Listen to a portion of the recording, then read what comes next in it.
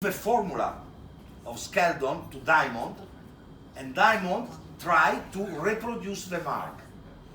So when I found the Skeldon 1978 was distilled at Diamond, but was the reproduction of the Skeldon distillery mark. You understand? Mm-hmm. And this create famous Demerara, my bottling of 2001, 2002, 2003 until 2014, because it was first time that were bottled and are the only bottlings of original one aged 100% tropically.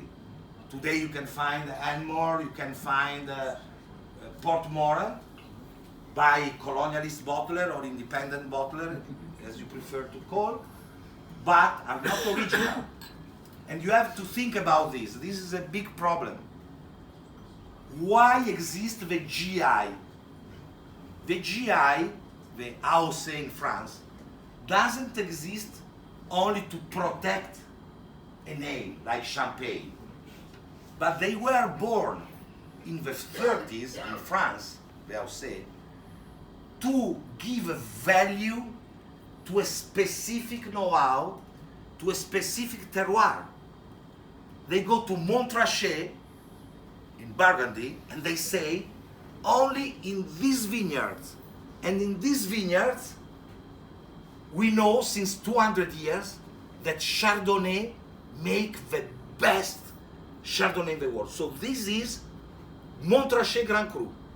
Here, at 100 meters, there is a Chardonnay made with the same techniques, but the level is not the same. Will be Premier Cru. You understand? Champagne. They say, only in that region, there are some villages, and there are some villages in 3 different regions, Côte de Blanc, Côte de Noir, the Montagne de Reims, and only in this village, there is the grapes, and there is a special technique, and there is a know-how, and so we call, this is Champagne. You understand? Then, normally, if I recognize the value of something, and this in Europe, in Italy, in France, is very strong, the terroir. We understand very well the difference of taste depending from many factors. The know-how, the wind, the sun, the soil, the type of varietal that you use, many difference. Then it's normal you protect your name. But the GI is not the concept, is not to protect. So if you say Champagne aged in Italy, is a nonsense. A Frenchman start to laugh. What means Champagne aged in Italy? You understand? For this reason, cognac, that is a GI, you can't say cognac aged in Martinique. It's a nonsense, it's not a cognac. It's not to protect the name.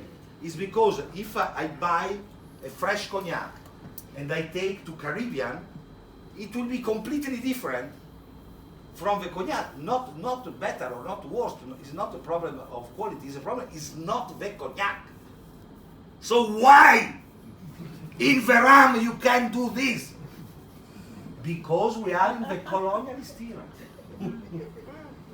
People say, but these are the tradition, yes, are the tradition of the colonialist era, where there were also the slaves. So it's better, don't speak about tradition.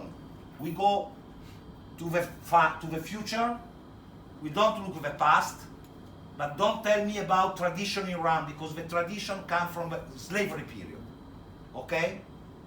So why cognac would not be aged in Martinique or in Italy, to be called cognac? Why a single malt Scotch whiskey could not be, if I take a cask in Italy and they call single malt Scotch whiskey, I go in the jail. And why is possible for rum?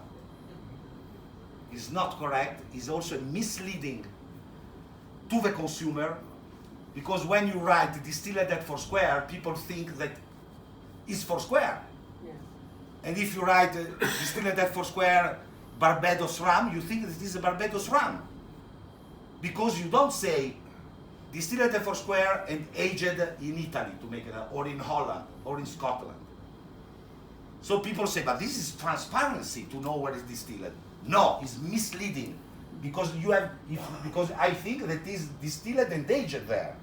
You have to write distilled at Foursquare, aged in Holland. What means? Nothing. So it's nonsense. You understand? If I say champagne aged in Genova, it's better that I don't say this, it's completely a nonsense. Yes?